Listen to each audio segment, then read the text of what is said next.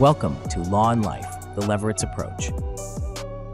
Hello and welcome to Law and Life, the Levoritz Approach with experienced attorney Yoni Levoritz. I am your host, Kevin Rosenquist, and today we're going to discuss family law in New York. Yoni, thanks so much for being here. Thank you, Kevin, for having me. How are you doing? I'm doing great. I'm excited to talk with you.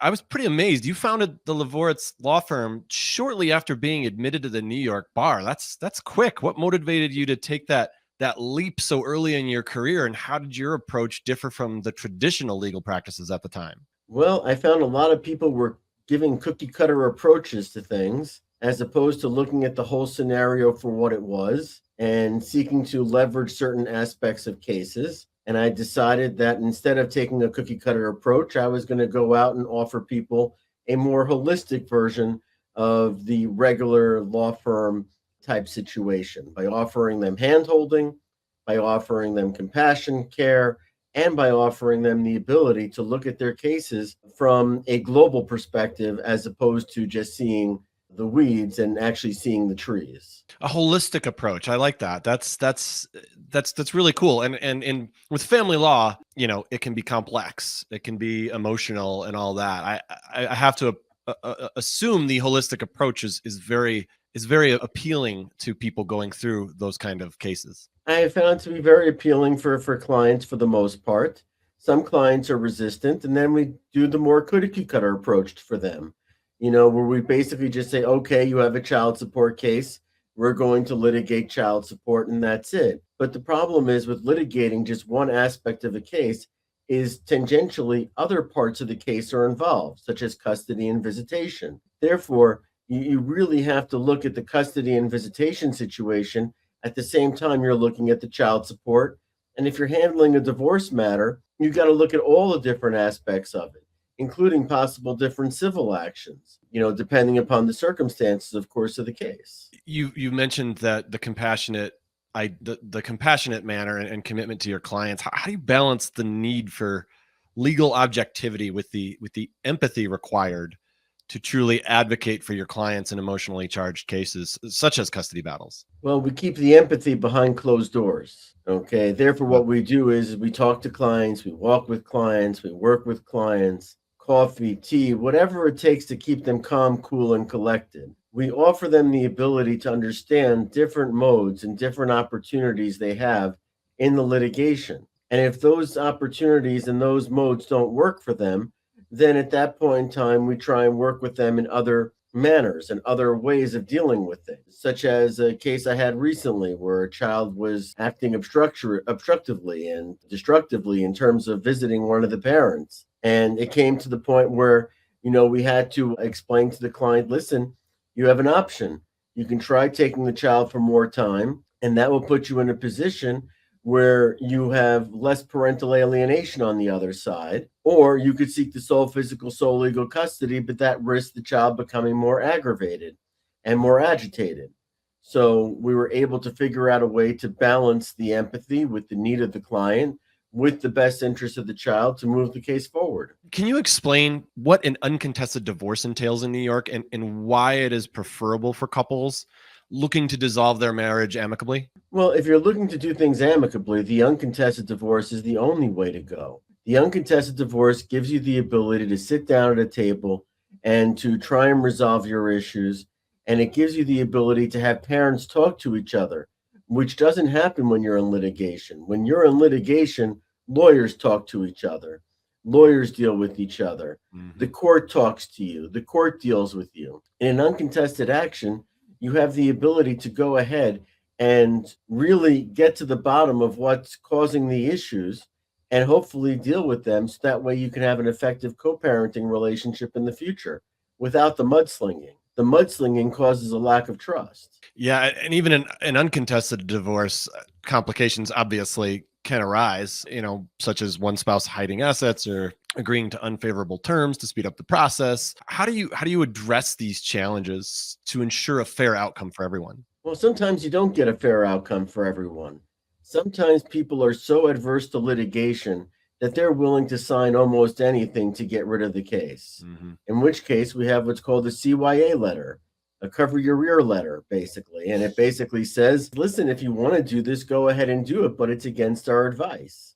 Because some people are just so agitated by the situation and they're so nervous about it. And a lot of them face anxiety because of it, a real mental and physical ailment that they really can't handle the situation. So when dealing with these situations, that's how we cover ourselves.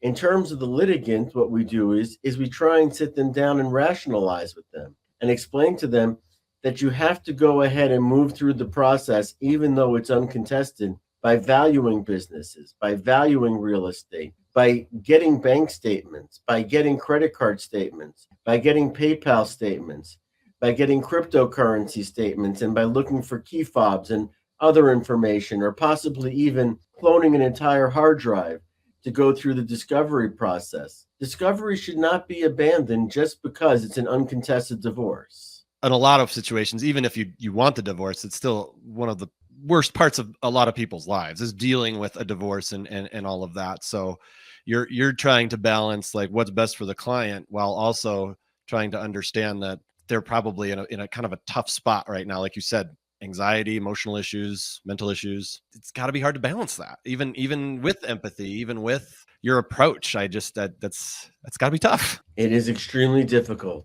And some clients can hack it and some clients can't hack it. Some clients, again, they just rush off and do things. Other clients want to take a more conservative approach to things and look for what they need to. In that regard, what are the common mistakes people make during the uncontested divorce process? They make the mistake of not valuing things. They rush. They try and get everything done as soon as possible. They view the uncontested divorce as a quick means of getting divorced, but it really isn't. It's a faster pace than what you'd get in a court system. In a court system, you basically have a situation where everything is dragged out by the court itself. Adjournments, postponements. In an uncontested divorce, it takes discipline. Both attorneys have to be disciplined. The litigants have to be disciplined. It will move as fast as possible along the lines of what everybody wanted to move, but you still have to gather the information to make it happen if you want to do it right. There are some litigants who don't care about doing it right.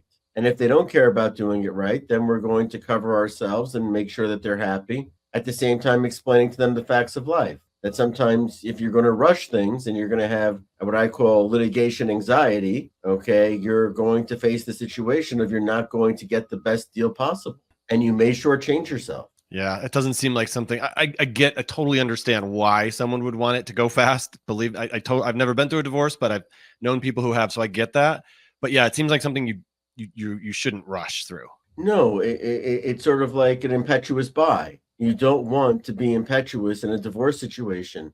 You want to take things very carefully and very methodically break them down, whether it be, your husband makes cash or your wife makes cash, or whether it be a beauty salon that has to be valued. These things still have to be done. You don't know what they're worth. You don't know what you're giving away. It's sort of like saying, you're going to pay me $50,000 for the marital residence. Well, that may be good, that may be bad.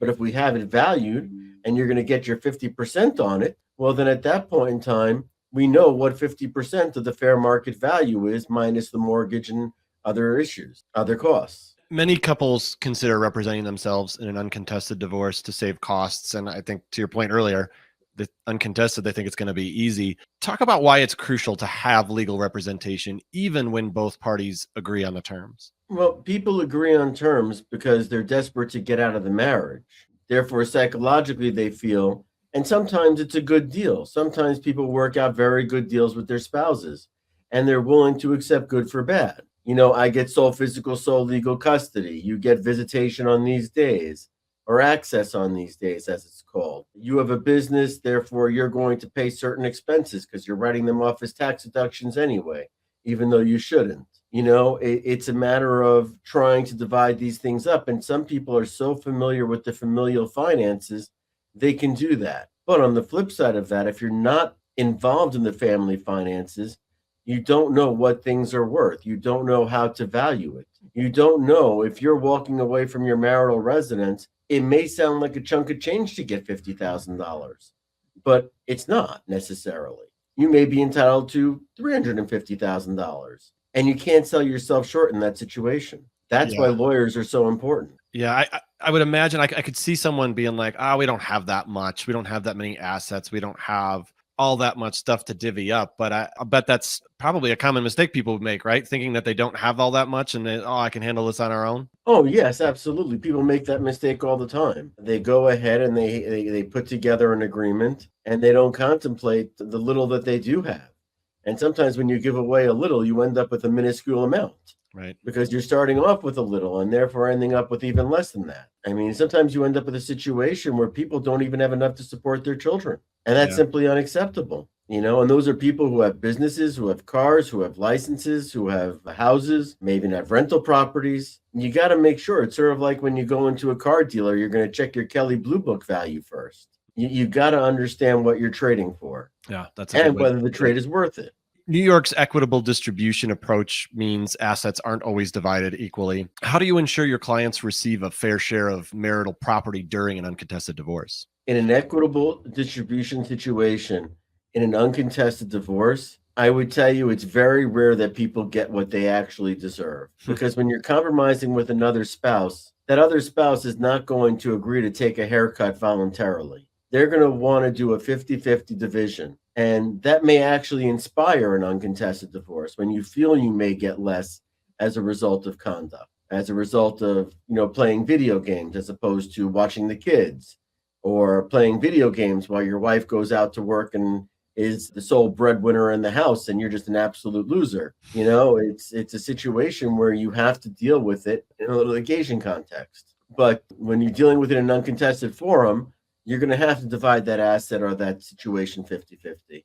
People are not just going to take a haircut voluntarily. What do you got against video games, Yoni? I have nothing against video. I love video games. Video games are fantastic, but it does remind me of a few cases and a few husbands that I know. Yeah. Uncontested divorces are often chosen for their practicality. How do you balance the need for a quick resolution with the importance of thorough legal diligence? We still go through the thorough legal diligence. Yeah.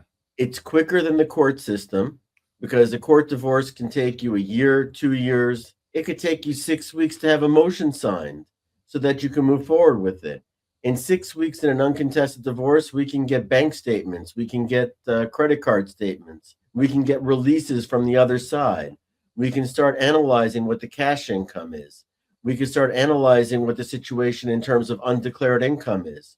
We could start having a business value. You could do a lot in 6 weeks, while a court, which has 100, 200, 300 cases, may not even get around to you. And the amount of time dedicated to it is very different as well. So a court may dedicate, I'm making this up now, maybe 15 minutes or a half hour every month or every 2 months to you, right? And then you have a situation with the uncontested. It's completely open. You have the ability to spend whatever time you need to get the client the right result, at the same time having privacy, dignity, lack of mudslinging, and the ability to put things together in a coherent fashion. What has been, in your experience, what's the biggest reason for an uncontested divorce to become contested? Is it the mudslinging? Well, it's sort of the mudslinging. It's the animosity between the parties. Parties have to view this as a business decision. They have to view it as something like, okay, well, we don't want to spend $100,000 in litigation, but spending $10,000 or $15,000 to do a thorough uncontested divorce is really what we need. Okay, because they could still deal with each other as co-parents. They can still work with each other. They may be angry at each other, but they can put their anger aside to deal with each other in terms of the divorce itself and coming to an agreement. Okay, and it's all a matter of getting them to say, yes, I agree with these terms and conditions, and the other side to agree with the terms and conditions. You talked about co-parenting. How can an uncontested divorce process set the stage for a successful co-parenting relationship? And what role does your firm play in facilitating this? Well, we play a role in facilitating it by keeping everybody's nerves calm, okay? We try and explain to people that going through the uncontested process allows you to go ahead and view this in a very different way. As opposed to going into court and complaining about every nook and cranny and every sneeze and sniffle, okay, that the other parent is supposedly causing, you have the ability to deal with it on amicable terms. And even when parties can't meet together, okay, we've had a lot of success in lawyers meeting together, coming to terms and using shuttle diplomacy to get clients to come to the end of the day.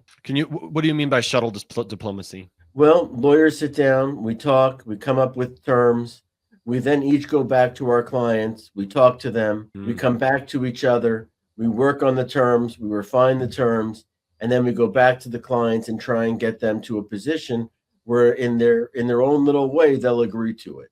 That's interesting because I could see that, especially in certain cases, working really well, because just seeing each other might, like, I don't know, start making people get angry again. And then all of a sudden they're fighting over things they shouldn't be fighting over. Correct, which is why shuttle diplomacy is extremely effective. Yeah.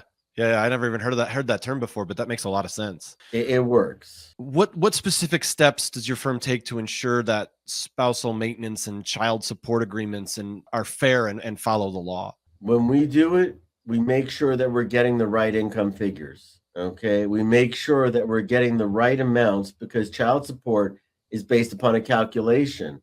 Maintenance / alimony / spousal support is also based upon a calculation. So we have to get our calculations in a row to make sure we're computing the information properly, so that way you don't overpay or get shortchanged. That makes sense. Well, thanks for tuning in to Law and Life, the Levoritz Approach, with experienced attorney Yoni Levoritz. For more information or to connect with Yoni, you can visit LevoritzLaw.com, and be sure to hit that like and subscribe button and leave us a review in the comments. Yoni, great to see you. Thanks for being here. Thank you. Appreciate it. Thank you so much.